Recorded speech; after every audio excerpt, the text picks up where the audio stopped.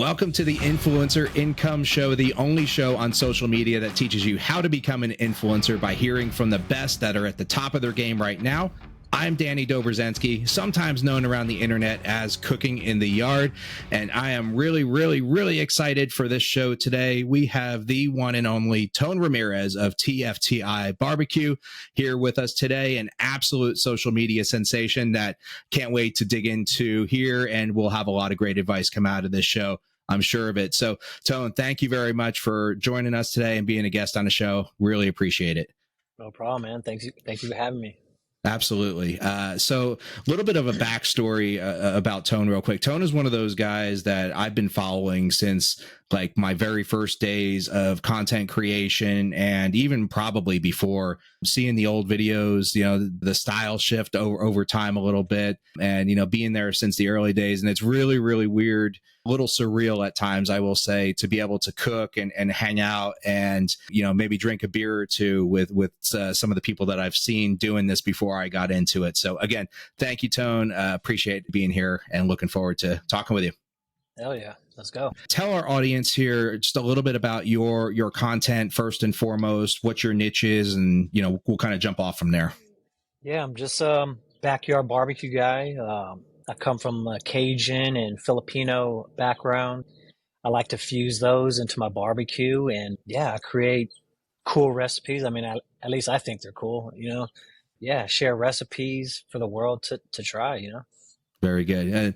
Judging by your following and the way it's growing, you're not the only one that thinks it's cool. So you can you can stop being humble now. We'll go from there.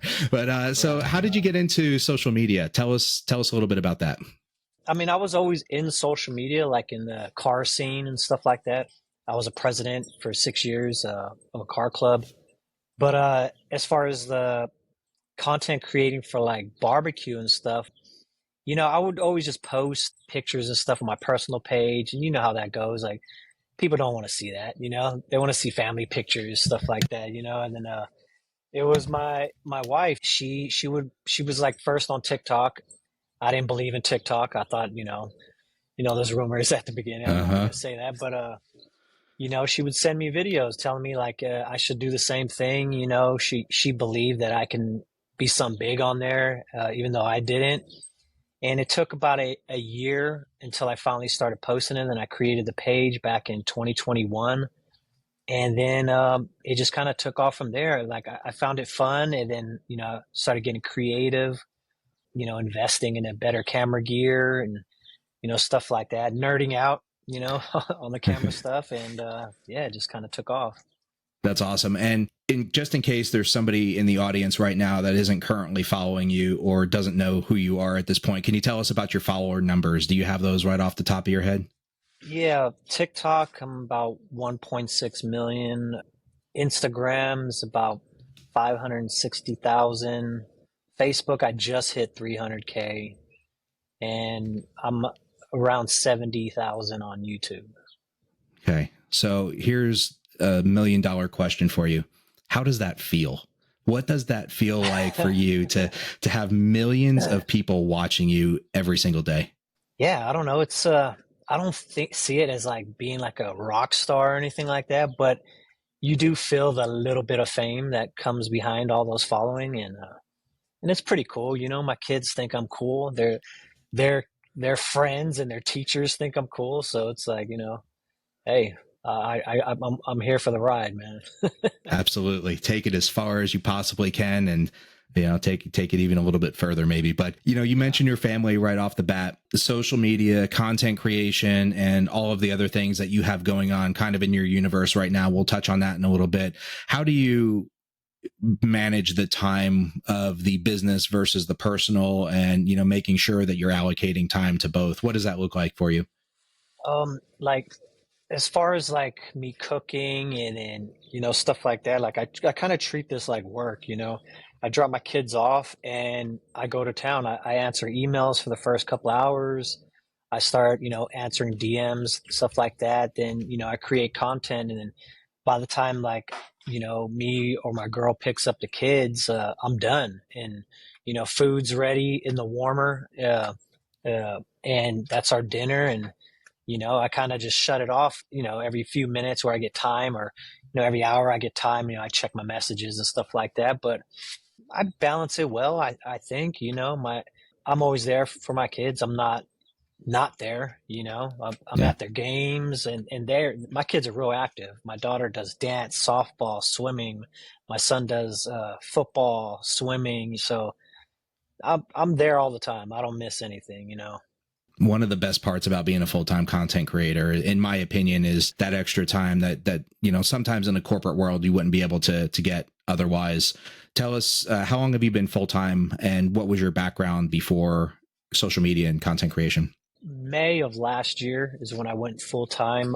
And then before that, I was a security services technician at Meta. Uh, People thought it was like the online security. So everybody was like, "Hey, man, like I'm not locked out of my Facebook account," but it wasn't like that. I was like physical, like so.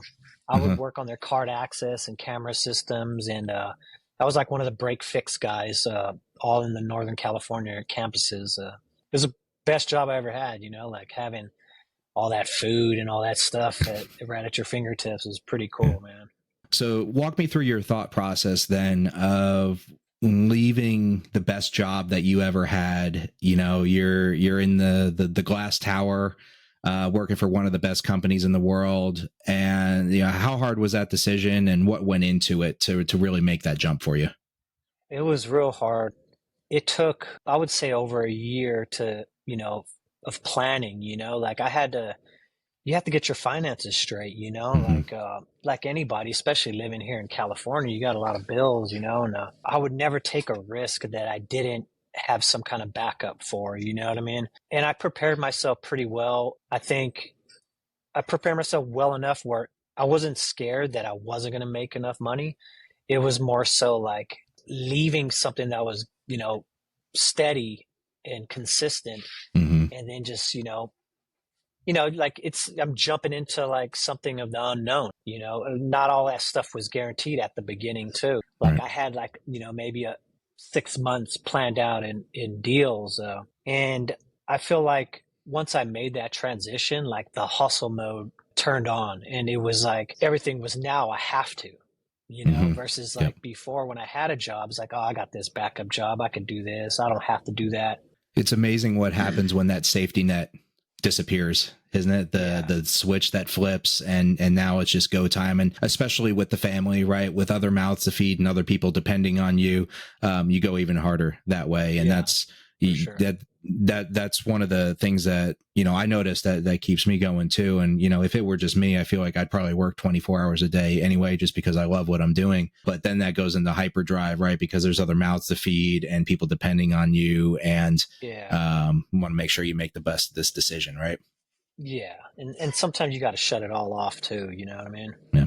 Yep. Yeah. It'll drive you That's really crazy. good advice too. That is. And with social media is known anyway as there could be some pretty dark places and pretty dark things that are said or whatever at times, and it's could be a lot of toxicity that you see and exposed to, maybe more than anybody else on a daily basis as well. So that break is always important, and It thinking is. about your time away. Yeah, Yeah. definitely. You definitely got to separate the two, your personal life versus the social media thing. There's some people out there that like that attention, like to put their personal business out there, for pity, I guess. I don't know why they do it. I'm just not, it's not me.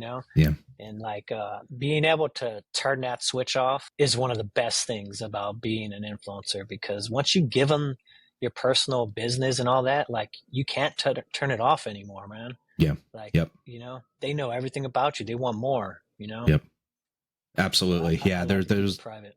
And that's one of the great things about having a niche. I've got to imagine, like the backyard barbecue, where it's, you're not having to record yourself walking down the street and telling a story about the cars that are passing by, right? You've got something that you're creating and that you're showing off, so love it. Absolutely love it. The motivation, the drive, the focus, determination, those are all things that are really, really important for this world and content creation. And if we switch gears just a little bit here, what would you tell somebody from an advice standpoint? Somebody comes to you and says, "Hey, I want to be an influencer." What's the first thing that you tell them right off the bat? ask yourself if that's what you really want to do, like, did you really prepare to make that decision, like, Hmm. because there's a lot of work to it. Like, you got to invest in yourself 100% and believe in yourself. You can't just go into this doubting it, like, oh, I think I can do it, Hmm. because now, especially in this niche, it's tripled, since I started as far as people trying to do it. So it's saturated, and you really got to be something different, and you really got to think about what you want your niche to be and how you're going to be different. So I think really thinking about if that's really what you want to do before doing it is real Yep. key. Absolutely. And if you were somehow able to know what you know now, but starting from zero or building something maybe completely different, would you? Or, if you had that job in the cushy office, would you stay there and, understanding the social media landscape as it is right now? Knowing what I know now, Hmm. oh, I would 100% have done it earlier, you know, Yeah. as soon as the internet came out, like, I look up to a lot of these guys that, started it years ago, Hmm. and yeah, like, I love what I do, man. I feel like I have the best job in the world times Yeah. 10 compared to me working at Meta. Yeah. Uh, Sometimes I feel like I'm retired, in some way, dude. So I would never change this shit for nothing, man. There you go. There you go. Yeah, it's a pretty good world. It's a great world to It be is. to be able to call it your job and do this full time for sure. Going back to the beginning, do you remember your first monetized deal or first sponsored post that you did, or one of your first? Um, it wasn't like it was one of those things. So it was with a brand called Ukiah that make the fire pits and stuff. That they had gave me a fire pit. They were like one of the first people that like to really give me stuff. And then like I remember seeing the package and it said like influencer package or something. I was like, holy shit, I'm a freaking influencer, man. But they had gave me that, and they had gave me this. It wasn't like a competition, but they were like, if you ever have any videos that hit in a million or like over a million views on TikTok, we'll pay you $1,000. And I was like, Okay. hell yeah! So it was Yeah. kind of like it was one of those things that motivated me to like make a dope ass video. And then my first one that did that was my Cajun honey butter salmon. I think Oh that yeah. was one of my very first viral videos, and it was like when I was doing the voiceovers, and then that ended up hitting a million, and like they couldn't believe it. And then I think it was like it took a while for them to send out that check, but I was like, wow, $1,000, dude, off Yep. a video. Like that was pretty cool, man. To feed your family something that you're going to be cooking anyway, right? And then you Yeah, do it in a fun way, and then it's an excuse to have to go light the fire pit and be in the backyard. yeah, That's awesome. That's a lot of fun when things like that happen. Really smart marketing strategy too, right? It wasn't yeah, just a gifted thing of hoping that you would use it or whatever, yeah. and then to And put some my incentive account behind it. wasn't even that big at the time, too. I Mm. think I was like 20,000 followers on TikTok. You know what I mean? Mm-hmm. There you go. So it worked out. It was a win-win for me because like that video kind of blew me up, and, Yep. and I got $1,000. Yeah, there you go. And that was before creator funds and stuff like that, or did they have that back then? If you were, They did, but I mean, TikTok never really paid that much. At least for yeah, me, it didn't. yeah, no, that makes sense. Yeah, it's a cool way to incentivize creators to make cool things with your product. Absolutely. So when you're looking at deals right now, I'm sure you have them coming in all the time. What are you looking for specifically when somebody offers you something? What are you looking for, or what are you most likely to counter back on or want to negotiate on? What are some of your deal breakers or non-negotiables? So I look at one of the first things I do is like before I even respond is if like this is a brand that I want to back up and I want to put my name on. They're Hmm. reaching out to me for a reason because they want my me to back their product up. And if it's something I don't like or that I wouldn't use and that I wouldn't, myself, I wouldn't want to have others. I feel like that's why, like, I'm pretty good at the influencing thing. Like when it comes to me posting something and people buy it all the time is because Hmm. they believe like I'm not just like taking any brand deal, you know what I mean? Hmm. And then the deal breaker for me is like, let's say I do like the brand and I do want to work with them. The deal breaker for me is not letting me have full creativity on the video I'm going to make. You know, I want to do the video the way I want to do it, the way I know my following likes to see it. And that's the way it works for me. If they try to like get me to do a video a different way, like doing voiceovers, stuff like that, then that's a deal breaker for me. I want full creativity on my videos. That's some great advice also for brands out there, or if there's anybody that's running campaigns for influencers right now. That's probably the most important thing that they need to hear and take a lesson from. Some do it very, very well. Most do it very, very well. Yeah. However, when somebody reaches out to somebody like you, let's say, you know, with millions of followers, and you have a very clear, precise, and concise way of creating your content. It follows a similar template each time. It's predictable. It's, you know what's coming. And that's one of the, I would assume one of the secret sauces of your videos is your audience knows what to expect. And then a brand comes in and says, no, no, no, we want you to do something completely different, or say something different, or do this. And the video doesn't do well. And then, you know, on top of that, it's a paid partnership. So it's not going to do as well typically anyway. Yeah. And then from there, right? So that's one of the biggest things that brand campaign managers can take away from this is let the creator do what they do best. If they don't want you to do what you do best, there's other people out there that can do what they're looking for. They should go find them and get them to do it to get the best bang for their buck.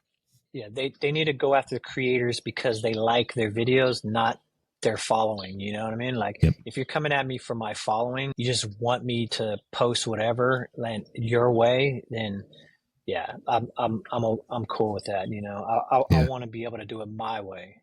And that's right. You know, yep. And that's how you got to where you are, is by doing it your way. And that's not to say that it's easy either, because all that time there's tests in the content and changes and tweaks along the way to really dial in the audience. And I think you do that among the best out there, of the way that you've switched up your content just little by little over time. I know you, like you said, you used to do voiceovers and then you moved away from that, but even just the camera shots and that sort of thing. Maybe this is just my eye. I've noticed them change a little bit over time to get to where you're at right now, and just do an absolutely fantastic job of that. thank you, man. I appreciate that, dude. Absolutely. So if we change gears here just a little bit and move away from social media itself, but maybe to some of the things that social media has afforded you and given you the opportunity to do because you're making these videos and because you work so hard and do so well, you know, at your job now. What are some of those things? What does that look like in your year that you're doing that you wouldn't have the opportunity to do otherwise? Man, a lot, dude. I'm able to have my kids do all these after school activities and being able to afford all that. My girl, she's able to work part time now. She's going to go full time, just working for me come January. So That's awesome. That's awesome, you know. And being able to take my family on vacations, man. I go on a lot of vacations. I don't know if you noticed, man, but you got to with this, because like I get stuck on, you get stuck on your phone all the time, Mm-hmm. and when I go on vacations, I like to break off that, break away from it. And that's one of those things, man, like, is getting away from it all sometimes, and being able to take vacations where I want to go, and, doing all that. It's amazing, man. That's great. That's amazing. And if we move to more of the professional side of it, there's personal and professional to everything that we do, right? We've talked about that a bunch. Some of the events and the different brands and, people that are flying you out places to do different things. What's been your favorite so far? What do you look forward to doing maybe every year or doing again? I can't wait for the Key West, the rub and tug come August. That was amazing. Out in Key West, Florida, doing the lobster diving, the fishing, and then like all those OGs that are there. I got to meet like Heath Riles, Cosmo Q, so many people. Matt Pittman. I met him before, but I got to meet him again there, and he's a cool dude, man. Love that guy. Nice. That's awesome. it was just being able to rub shoulders and elbows with all those OGs, at an event like that in Key West, and Yeah. then them themselves are saying like they never done anything like this. So Yeah. that's one of those ones that I look forward to every year. That's That pretty and then awesome. and then the Texas meetups too. Those are Hmm. super fun. Like The like live because fire there's so, cooking. yeah, because there's a lot of us that we're all like, part of the barbecue family, like not like circle or whatever, but kind of like our circle. But being able to just hang out there for a weekend and just cook and shoot the shit, like I Yeah. love that. The camaraderie Yeah. amongst the creator community is really just, it's incredible. And a lot of that comes from, you've got people from all walks of life, all over the country, all over the world in some cases, doing the same things, and kind of going through the same things at the same time too, right? The ups and the downs of the business and so forth. So, it's, people have a lot to bond over, and getting together, with your buddies a couple times a year to cook and hang out, and sometimes feed other people, sometimes feed yourselves. It's a lot of Yeah. fun, and it's definitely worthwhile. Yeah. What about you, man? I know this is about me, but like, what's one of Huh. your favorite things you like to go like every year you look forward to? Yeah. So every February, I go out to California for this party that this guy has in his backyard. I am lucky enough to get the invites. That's the I in TFTI for Tone's birthday, and it seems like it grows every year, right? There's what, 20 or 30 people, 40 people that go and cook and hang out, and then there's more that come over for the party, and 3 days, 3 days of standing around a fire. We cook and we eat basically everything that showed up on Noah's Ark. There's gators and goats and pigs and cows and Yeah. octopus and seafood, and you name it. That wasn't even the tip of the iceberg there. So heading out that way is a highlight of every year that I can look forward to. And then, there's the other events that come up throughout the year. Last month I was at the Kentucky Derby cooking with Oh Steph yeah, from that's right. Yeah. 406 BBQ, and Yeah. man, what a time that was. I can honestly say that I don't think I've ever worked as hard over the course of a weekend. It's more hours on my feet, etc., cooking the barbecue there, but I don't think I've had more fun cooking either. It was a blast, Yeah. and Yeah. experience and everything. And that's one of the things that I found personally from cooking in the yard, that there's so many things that I've been lucky enough to be given access to. Like, I never thought I'd go to the Kentucky Derby. I never thought I'd go to a NASCAR race for free, be flown Right. different places. Sometimes there's expectations involved from a brand, but oftentimes there's not. It's done as a thank you. And, those types of experiences, aside from, largely, Tone, what you've covered of the time with the family and the freedom that it gives you, those are definitely highlights for me that I've been, lucky enough to have. So that's what I look forward to. So when you look ahead in the next year or so, or 5 years from now, or even longer, maybe, what are some goals that you've got set for yourself? Maybe other projects that you're working on that you may be able to share, not right now, but what's the future look like for you? I'm currently in the stages. Like, I'm halfway through it, but not a lot of people know about it. But my cookbook, that'll be out Nice. by May next year. Awesome. It's the same authors that did the Derek Wolf's cookbook and like Very cool. Brad Pro's cookbook. So that, Congrats. looking forward to that. Thank you, man. Thank you. I didn't really want to do it. I turned them down a few times. I felt like I kind of regret it. I wish I did it just to got it over with, because Uh-huh. it's a lot of work. But I'm It's a kind of, tremendous amount of work. yeah, like the thing that's motivating me to do it is for my mother. She was a big cook and she used to collect cookbooks. So I feel like she is just gonna like roll over in her grave once that comes out, man. It's amazing.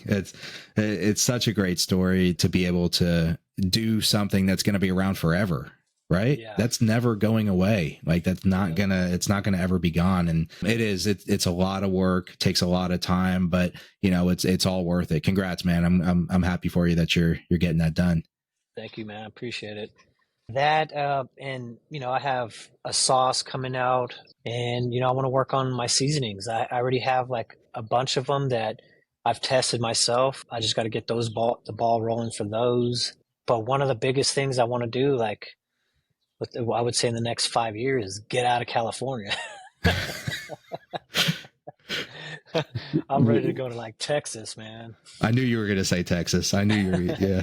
The income tax is a little bit better in Texas, I understand, than California, among probably some other things. It is expensive out here, man, especially in Northern California, dude. Right. And, again, as a content creator, right, you're not going to be making any less money. The brands aren't going to pay you any less because you live in some place that's less expensive than California. So, Exactly. that all works out. Take it from a guy that knows firsthand of living in a place with a low living expense is it's pretty good place to be. So Hell yeah, man. That's what I can't wait for. yeah, that's awesome. I know you did a video recently with your son in there, affectionately known as a Little Invite from one of the birthday parties, where he showed up, did a little cameo in the video. Does he like doing that sort of thing? Are the kids into it? They out there with you? Yeah, whenever you see it, because they made it in a bunch of videos, a lot of my old ones, and that's all them. I don't force anything on them. They come up, they're watching me. Like I see them on the side of my eye. I'm doing the bite shot, and then they're like, I want to try it. I want to do the bite shot, and I let them. And then if it works out, cool. Then I put it in the video. There you go. Are you coaching them along the way? No, you have to turn this way, and not. No, I'm just kidding. That's yeah. It's just kind of like a one take, and if it works out, it works out.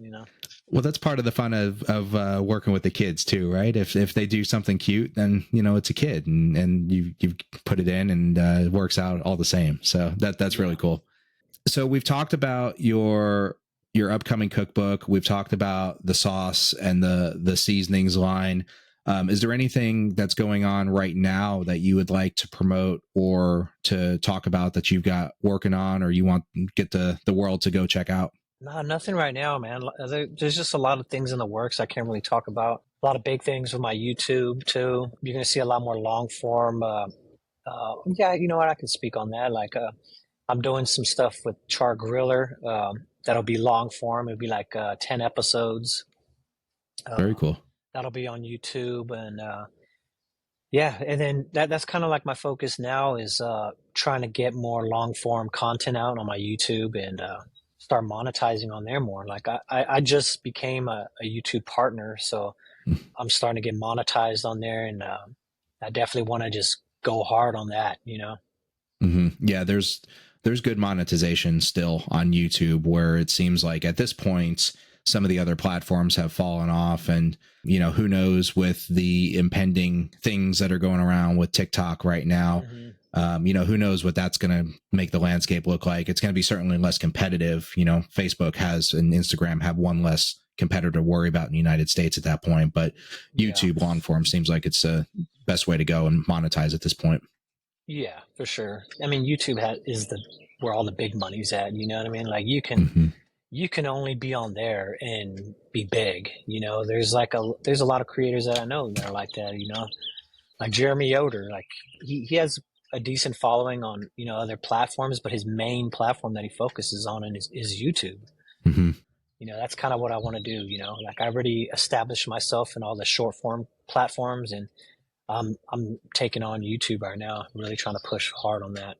Absolutely. Are you noticing it being a completely different animal from a filming perspective? And of course the editing takes longer, but what does the whole thing look like? It is, yeah. I don't actually do it myself, so I have people that are doing it for me. But yeah, like I can only imagine me trying to do it myself. It's a lot of work, man. Yeah, absolutely. A lot of footage you have to cut through, and all that stuff, and like, I mean, it's a lot of work just doing a 1 minute reel, and versus like doing a freaking 15 to 30-minute video. Yeah.